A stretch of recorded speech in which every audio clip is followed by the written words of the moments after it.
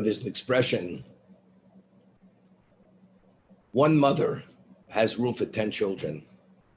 10 children don't have room for one mother.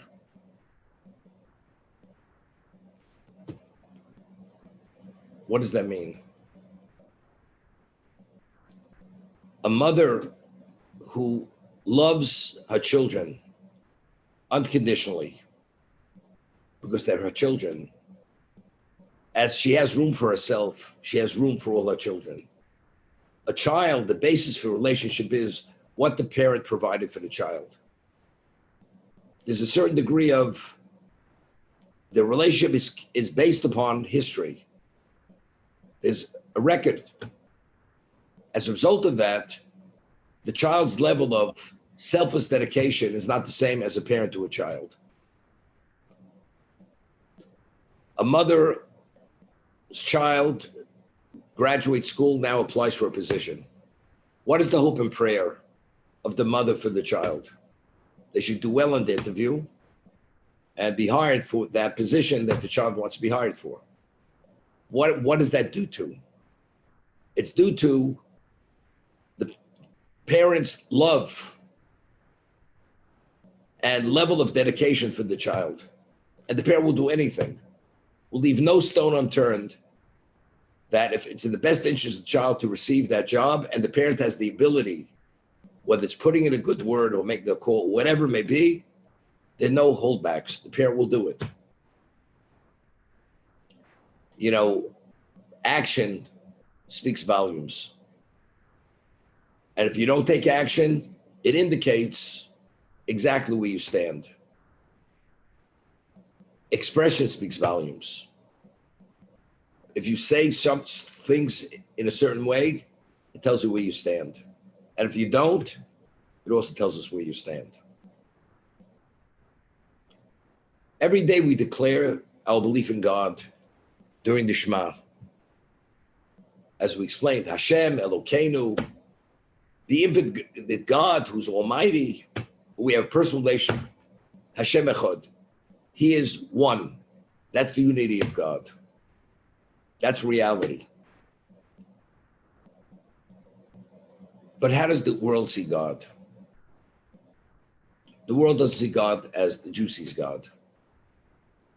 As I say today, as always,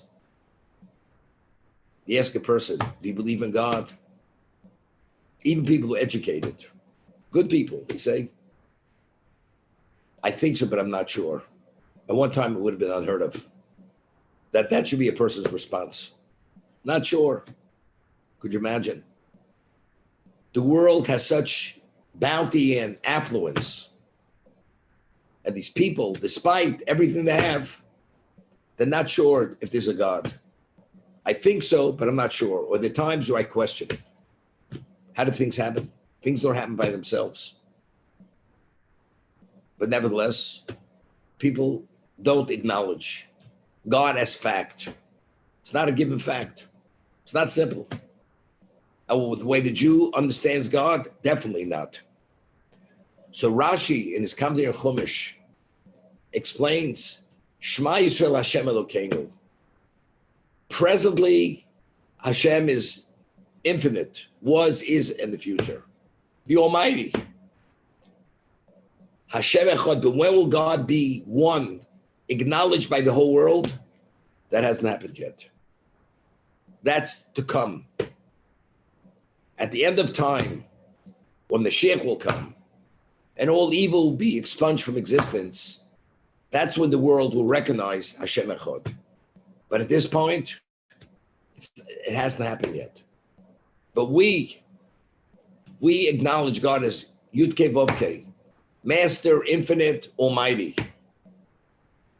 But our yearning is, but someday it'll be Hashem Echad. God will be seen as one, and the unity of God will be recognized by the world. But who speaks this way? If a person is a true subject of God and understands who he is and what his value is, that he's not recognized to a degree is painful. Could you imagine? God underwrites the enterprise. Whatever people have that they exist is all because he wills it. And yet, they don't acknowledge or recognize that he's the one. It's to come. It will happen. When? Whenever Mashiach will come. That's when the world will come to realization. So we say Hashem Echad means not now. In the reality, he's Echad, because that's our belief. But in the reality, for the world to recognize that he's one, everything emanates from him, that hasn't yet happened. But our hope and prayer is someday it will happen whenever it's meant to happen.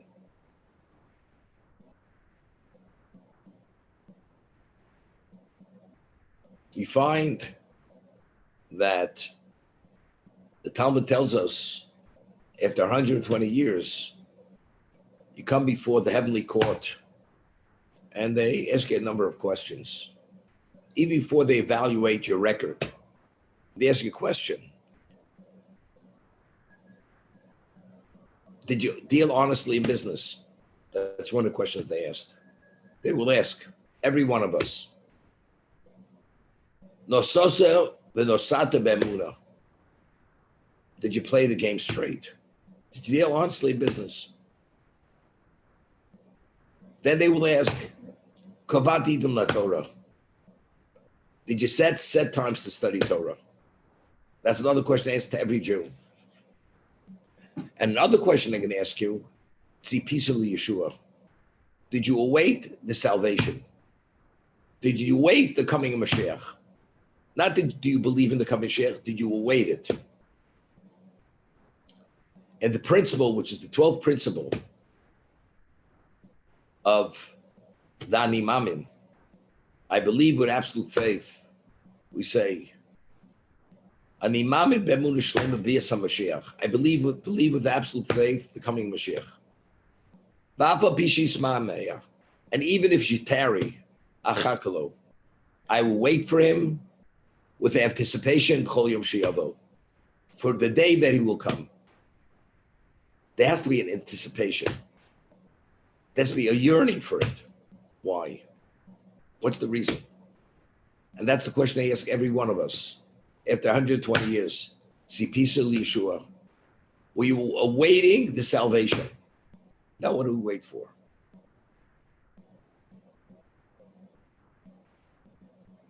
Well, why do you wait with a level of anxiousness? If something's bothering you, you're pained. When is this pain going to stop? What's the pain?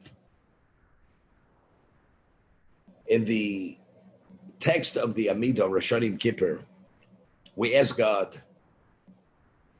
you should put your fear and your awe in all mankind.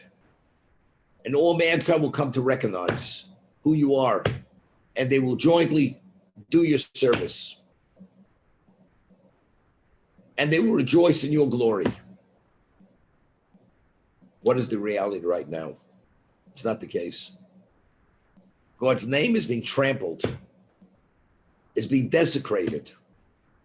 So if we truly are true subjects of Hashem, how should we experience that? We should be hurt. We should be pained by this. When you're pained, what do you wait for? For the resolution of that pain. When is it going to be resolved? When is it going to be released? When God comes. So the more a person reveres and is subject to God's will, when you say that Shema, the anticipation is even greater. It's more intense. Hashem Elokeinu, the infinite God, is our Almighty. But Hashem Echad, it hasn't yet happened. It will happen. When you say Hashem Echad, how are you supposed to say that? With what level of feeling? I'm waiting for that moment when the unity God we recognize by all mankind, which is really the principle of the 12th tenet of the Ani Mamin. We await with anxiousness, never to doubt the coming Mashiach. And this is the mandate of every Jew. As they say, did you deal honestly in business? Did you set times to study Torah?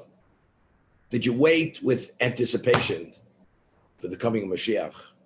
Because if you're paying for my glory, then you wait with over level of anticipation for his coming.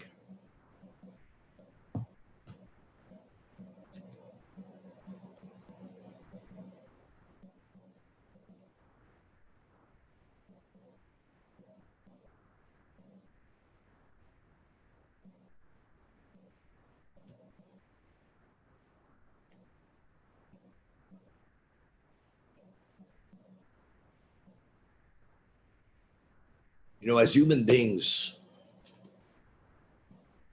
there's a concept out of sight, out of mind.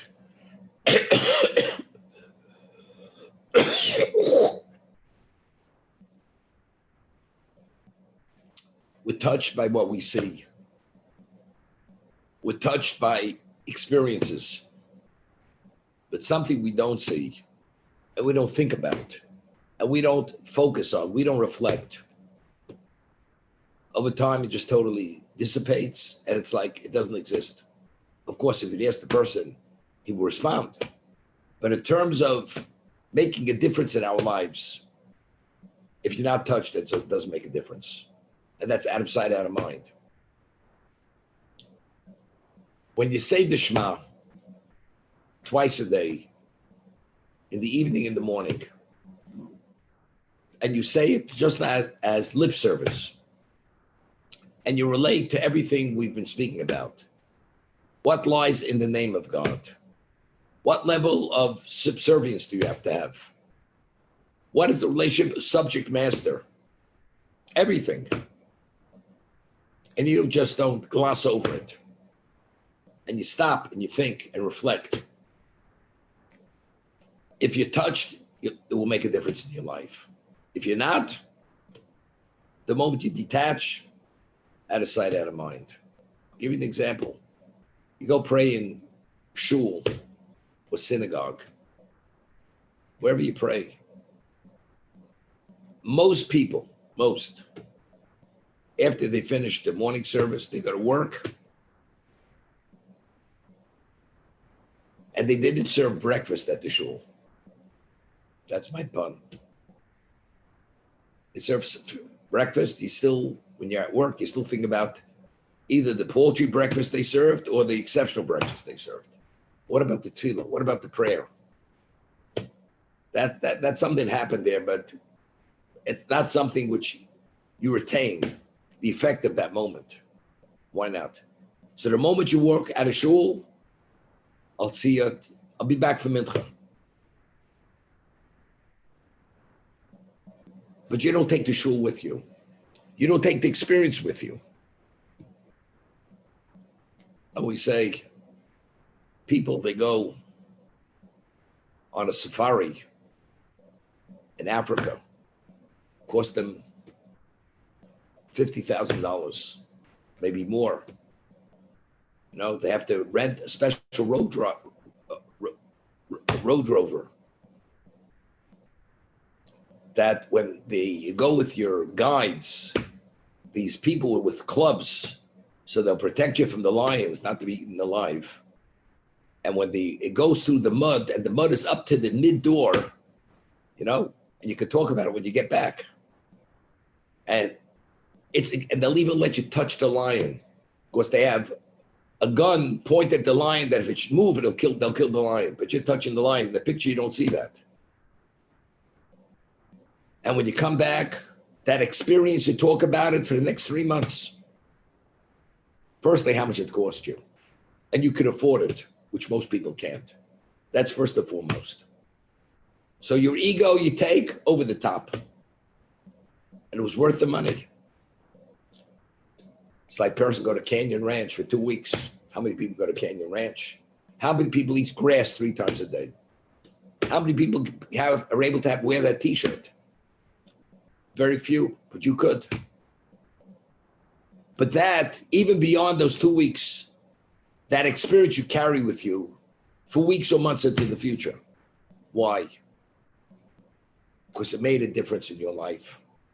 You feel privilege that you were able to have that experience. Most people can't. Kriya Shema. Every Tom, Dick, and Harry wraps the phylacteries, rushes through the prayer, and it's a communal service. But you realize, Kabbalah Zomach Shema, I'm saying the Shema, is not a communal prayer. It's a personal declaration, relationship with God. It's between you and God. That's what it is. Has nothing to do with anybody else who's around you. And if you experience it as a personal experience, even when you walk out of the synagogue, it's that relationship. God's almighty. There's nothing beyond God's ability. And God has a relationship with us. It's possessive, Elokeinu. He's just not almighty. It's our almighty. We're his people.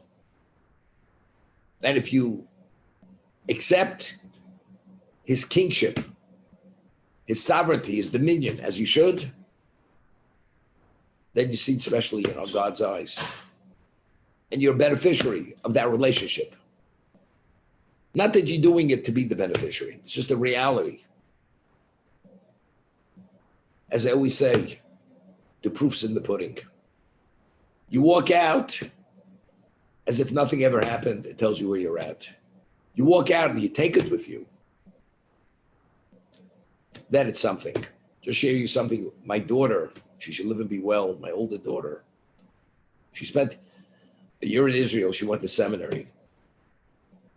And for weekends, for Shabbosim, the seminary finds families for the girls to spend Shabbos at different families in various cities, sometimes in Yerushalayim, Bnei Brak, various cities. And she went with two of her friends to Bnei Brak.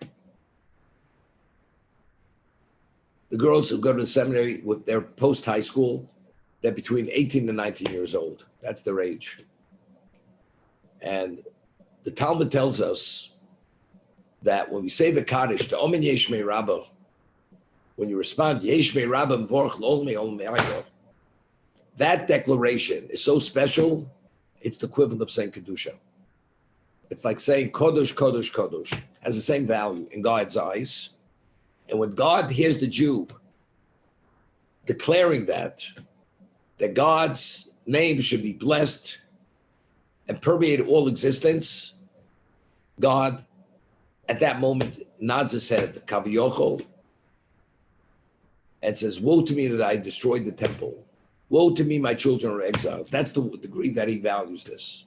But of course, you have to say it with focus and intent and feeling. Okay? So there's a yeshiva in Bnei Brak. It's called the Panovich Yeshiva. At one time, it was the largest yeshiva in Israel. It was founded by the Panovich Rav Yosef Kahneman, Zecher Tzaddik Livrocha. And being in Bnei Brak, the family they stayed at, they prayed in the Panovich Yeshiva. And they had then, 500 students, plus graduate students, married people. And she davened there. She writes a letter to myself and my wife, Aleh Shalom, that when I was in Panovich and they answered Omen Yeshmei Rabbah, it was an experience that I will cherish for the rest of my life. I was so touched by the way it was said. I can't wait to get back to hear it again and have that experience over again. When I read that letter, I was proud. It's not, she just said it. She cherishes that one experience and she's awaiting the next time she has an opportunity to be there, to hear it and participate in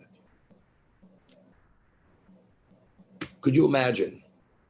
She'd say, she's 18, 19. She's not well-weathered yet in the world. She'll get more mature. She won't be so impressed. She'll take it with a grain of salt. But that's the way you're supposed to be touched. And if you're touched with the Shema, the way you're supposed to be touched, you await the moment when Hashem will be Echad. Then when they will ask you the question after 120 years, see peace of Yeshua, were you awaiting the salvation because you were pained that God's glory is not here and his name is being desecrated? You'll be able to respond in the affirmative. Yes, I was awaiting that moment, because when you said it, you had the capacity and the focus to internalize what those words mean. And the value to God, despite this world being confused in the dark, saying it minimally in the dark, to be able to say that, this is something miraculous. It's like shining a 10 million watt light on, illuminating all existence. It's an effusion of God's presence. Although relative to the world, we're a handful of people. Relative to the Jewish people, how many people have relevance to this, unfortunately, as a result of lack of education and other influences? So saying it right, having the focus, what is the meaning? What is the value? It's not to be imagined. It's not to be fathomed, the value of that. The Rambam writes in the Laws of Tshuva, what differentiates between tzaddik and rasha? So he says, if the majority of your accomplishments are positive and the minority negative, that's called tzaddik. And vice versa, it's called, God forbid, rasha. Other classification. So the Rambam says, but I want to make it clear that this evaluation is not quantitative, it's qualitative. And the only one who's able to make this qualitative evaluation is only God, who's all-knowing. So you have two people saying the Shema, two people putting on tefillin. The tefillin are called a sign on our arms, a sign on our heads. And you put it on with pride, that you're identified as God's subject. As if you're coming back from Sweden, Lahavdil, with that medallion around your neck, where you don't take it off for the next 20 years, although the ribbon already has faded. Because you're pride. And you say that Shema with that special focus and pride, and you wear those tefillin to identify as God's subject. What does this mean? This is true honor. This is true glory. And you realize and recognize it as that. The value of that is infinite. And when God makes the valuation of one person wearing tefillin versus another, they're worlds apart. The Shema, worlds apart. Everything's worlds apart. Because everything is the focus and the mind and the feeling, how we internalize it and how we're touched by it.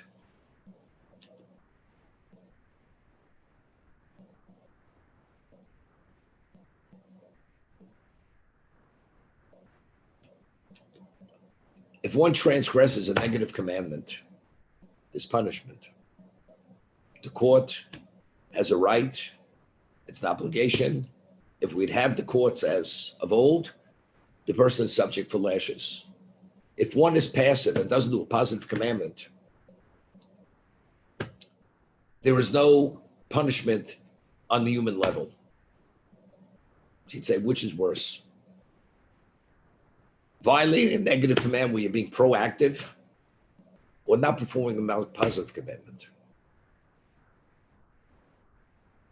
You should declare your belief in God. Say, did you say Shema? You know something? We live in 2022. We don't live in the backward. We're not backward any longer. Do you think it makes a difference to God if we acknowledge him? We don't know. He's God. But God says, I want you to acknowledge me any day, every day. He says, you know something, it really doesn't make a difference to me. You know what that means? You're swiping God aside as if you swipe a fly. It's the ultimate level of arrogance. Person doesn't know any better is one thing, but you say you should. He says it doesn't resonate with me. Many years ago, there's a certain person. He's conservadox. His wife studied in the Beis Yaakov in Borough Park, going back 45 years ago. And I'd given a class up in Scarsdale.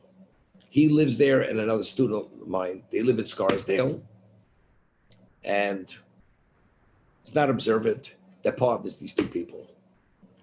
And it was before the holidays. I gave a shir, and I spoke about Rosh Hashanah. It was before Rosh Hashanah, the Day of Judgment, and how we have to introspect and how we have to rethink the past, the present, make commitments to the future. There's a woman who studied Beis Yaakov. At that time, she must have been 50 years old. Husband was phenomenally successful. Husband didn't have the background that she had. And she says to me, Rabbi, it doesn't resonate with me. You know what she says to me? I hear what you're saying, but it doesn't resonate with me. There's nothing to say to her. Because whatever I would say would fall on deaf ears. But I thought to myself, if your husband wouldn't have that book in his pocket, and you wouldn't live in the house you lived in, and you'd be wearing used clothing, and you'd be down and out, would you have the chutzpah, the brazenness to say it doesn't resonate with you? Who the heck you think you are? God says you should, but it doesn't resonate with me. You know, you go before the judge. Why didn't you pay taxes? It doesn't resonate with me because I don't think it's the right thing. Judge says, you know something? We're freezing all your assets and you're going to be fined. And if you don't pay the fine, you're being put in prison. It doesn't resonate with me. When you're going to be wearing that prison garb, you and what her name was, Stewart, in the prison cell, together you talk about it. It'll resonate with you. It's the ultimate arrogance. So a person who says the Shema and accepts God's dominion, that every word and every dictate is meaningful and revered, what value does that have? It resonates to your core. God says, this person is special. And that evaluation, only God can make that evaluation. To what degree does it resonate? To what degree does it not resonate?